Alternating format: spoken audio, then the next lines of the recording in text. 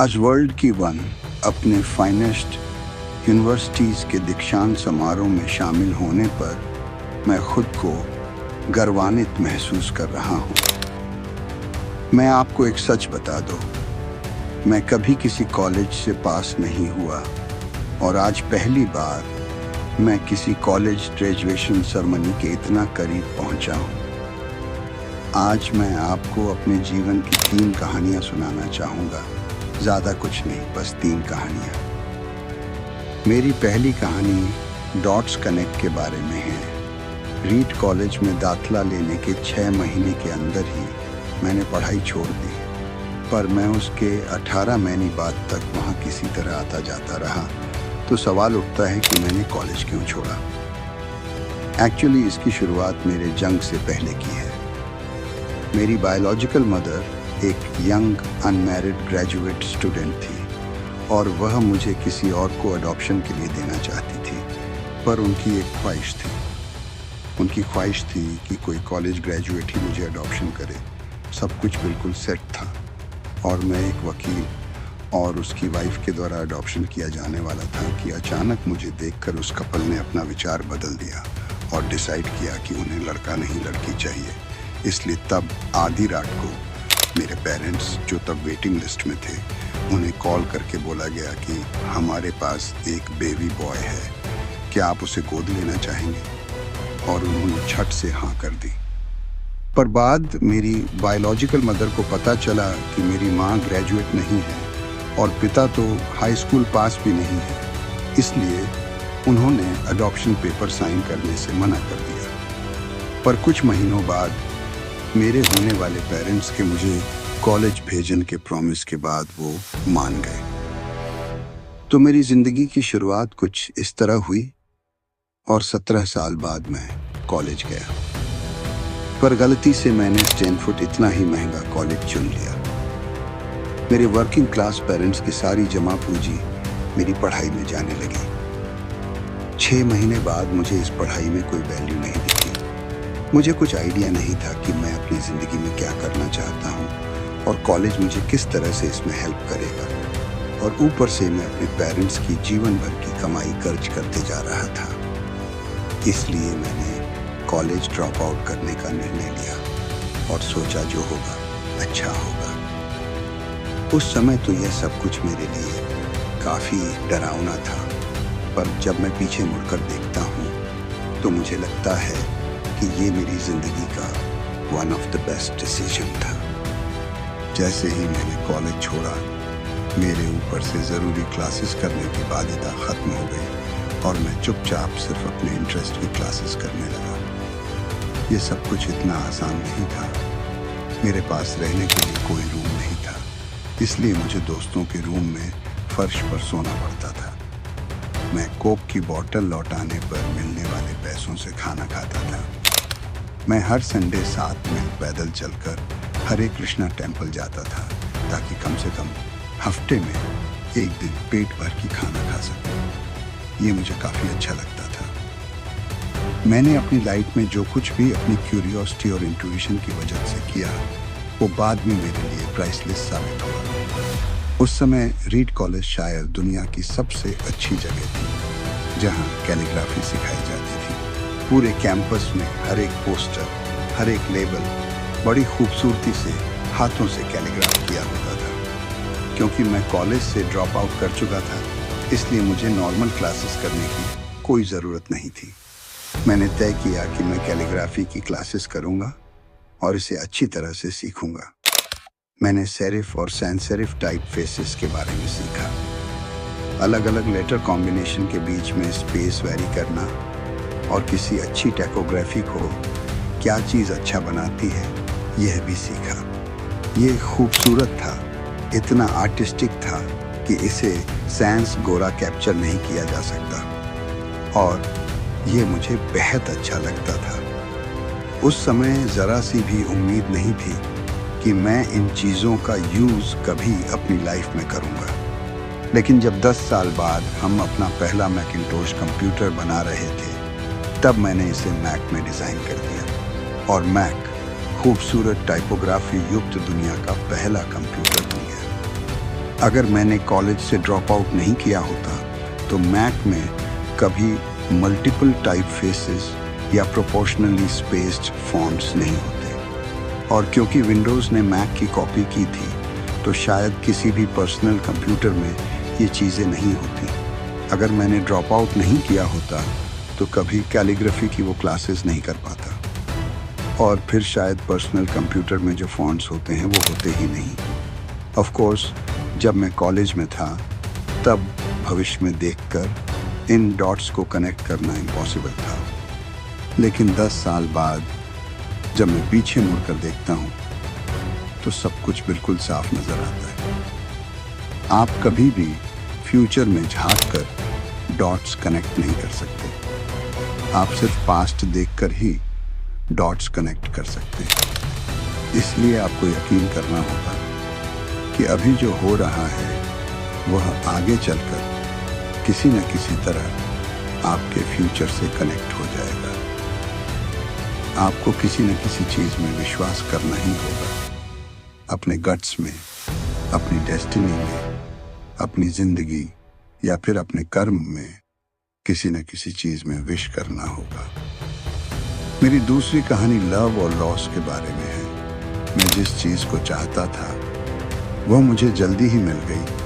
बोज और मैंने अपने पेरेंट्स के गराज से एप्पल शुरू की। तब मैं 20 साल का था।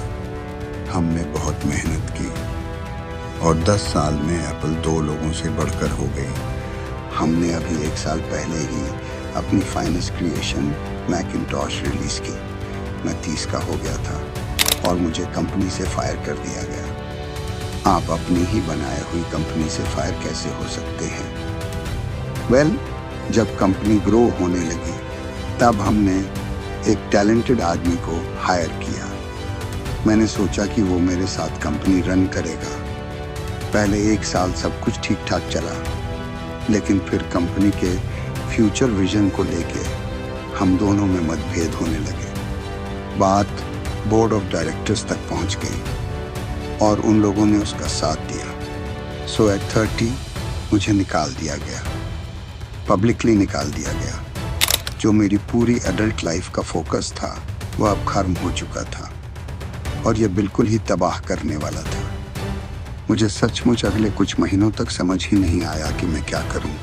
मुझे महसूस हुआ कि ये सब कुछ इतनी आसानी से एक्सेप्ट करके मैंने अपने पहले की जनरेशन के एंटरप्रेन्योर्स को नीचा दिखाया है। मैं डेविड पैकार्ड और बॉब नॉइस से मिला और उनसे सब कुछ ऐसा हो जाने पर माफ़ी मांगी। मैं एक बहुत बड़ा पब्लिक फेलियर था।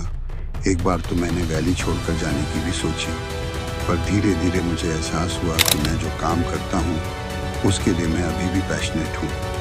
एप्पल में जो कुछ हुआ उसकी वजह से मेरे पैशन में ज़रा से भी कमी नहीं आई है। मुझे रिजेक्ट कर दिया गया है, पर मैं अभी भी अपने काम से प्यार करता हूँ। इसलिए मैंने एक बार फिर से शुरुआत करने की सोची। मैंने तब नहीं सोचा, पर अब मुझे लगता है कि एप्पल से फायर किए जाने से अच्छी चीज़ मेरे साथ हो ही नहीं सकती थी। सक्सेसफुल होने का बोझ अब बिगिनर होने के हल्केपन में बदल चुका था। मैं एक बार फिर खुद को बहुत फ्री महसूस कर रहा था। इस फ्रीडम की वजह से मैं अपनी लाइफ की सबसे क्रिएटिव फेज में आ पाया। अगले 5 सालों में मैंने एक कंपनी नेक्स्ट और एक दूसरी कंपनी पिक्सार स्टार्ट की, और इसी दौरान मेरी मुलाकात एक बहुत ही अमेजिंग लेडी से हुई जो आगे चलकर मेरी वाइफ बनी। पिक्सार ने दुनिया की पहली computer animated movie toy story बनाई और इस वक्त यह दुनिया का सबसे सफल एनिमेशन स्टूडियो है। एप्पल ने एक अप्रत्याशित कदम उठाते हुए नेक्स्ट को खरीद लिया और मैं एप्पल में वापस चला गया। आज एप्पल नेक्स्ट द्वारा डेवलप की गई टेक्नोलॉजी यूज करती है। अब लोरी और मेरा एक सुंदर सा परिवार है। मैं बिल्कुल स्वीकृति के साथ कह सकता हूँ कि अगर मुझे एप्पल से नहीं निकाला गया होता तो मेरे साथ ये सब कुछ नहीं होता। ये एक कड़वी दवा थी, पर शायद पेशेंट को इसकी ज़रूरत थी। कभी कभी ज़िंदगी आपको इसी तरह ठोकर मारती है। अपना विश्वास मत खोइए। मैं यकीन के साथ कह सकता हूँ कि मैं सिर्फ इसलिए आगे बढ़ता गया क्योंकि मैं अपने काम से प्यार करता था। I love my work. आप रियली क्या पसंद करते हैं ये आपको जानना होगा। जितना अपने लव को फाइंड करना ज़रूरी है, उतना ही उस काम को ढूंढना ज़रूरी है जिसे आप सचमुच इंजॉय करते हैं। आपका काम आपकी ज़िंदगी का एक बड़ा हिस्सा होगा और ट्रूली सेटिस्फाइड होने का एक ही तरीका है कि आप वो करें जिसे आप सचमुच एक बड़ा काम समझते हो। और बड़ा काम करने का एक ही तरीका है कि आप वो करें जिसे आप सचमुच एंजॉय करते हो। यदि आपको अभी तक वो काम नहीं मिला है तो आप रुकिए मत, उसे खोजते रहें। जैसा कि दिल से जोड़ी हर चीज़ में होता है, वो जब आपको मिलेगा तब आपको पता चल जाएगा। और जैसा कि किसी अच्छी रिलेशनशिप में होता है, वो समय के साथ साथ और अच्छा होता जाएगा। इसलिए खोजते रहें, रुकिए मत। मेरी तीसरी कहानी डेथ के बारे में है। जब मैं 17 साल का था तो मैंने एक कोट पढ़ा था जो कुछ इस तरह था: यदि आप हर रोज ऐसे जिए जैसे कि ये आपकी जिंदगी का आखिरी दिन है, तो आप किसी न किसी दिन सही साबित हो जाएंगे। इसने मेरे दिमाग में, और जब भी लगातार कई दिनों तक जवाब नहीं होता है, मैं समझ जाता हूँ कि कुछ बदलने की ज़रूरत है। इस बात को याद रखना कि मैं बहुत जल्द मर जाऊँगा मुझे अपनी लाइफ के बड़े डिसीजंस लेने में सबसे ज़्यादा मदद करता है। क्योंकि जब एक बार डेथ के बारे में सोचता हूँ, तब सारी एक्सपेक्टेशंस, सारा प्राइड, फेल होने का डर, सब कुछ गायब हो जाता है और सिर्फ वही बचता है जो वाकई ज़रूरी है।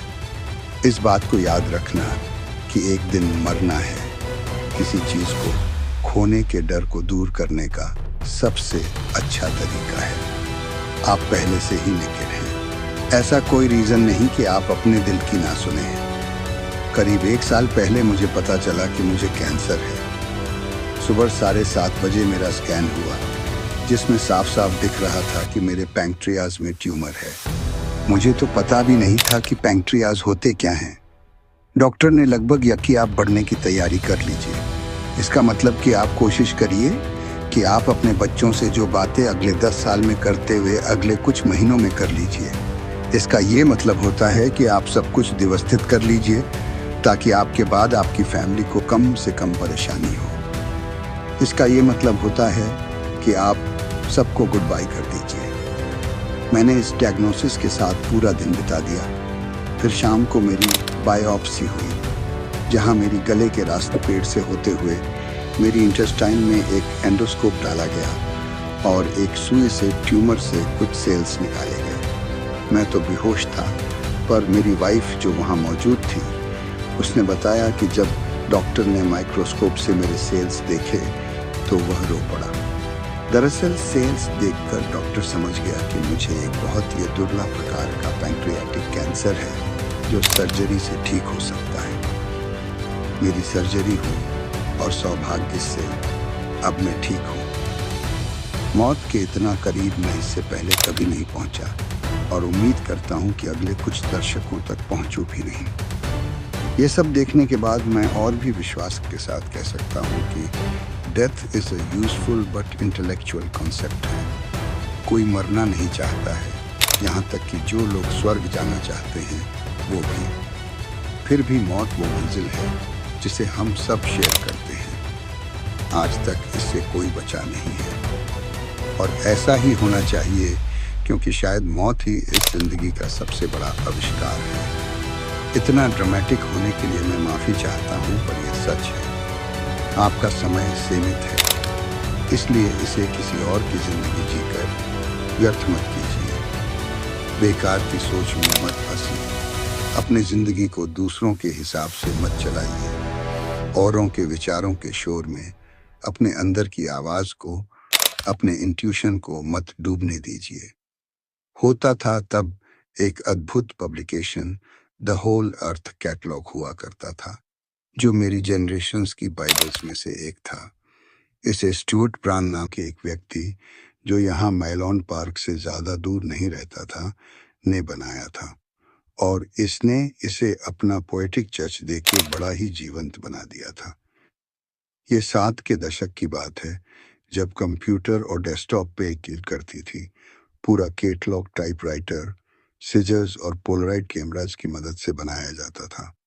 वो कुछ कुछ ऐसा था मानो गूगल को एक बुक के फॉर्म में कर दिया गया हो।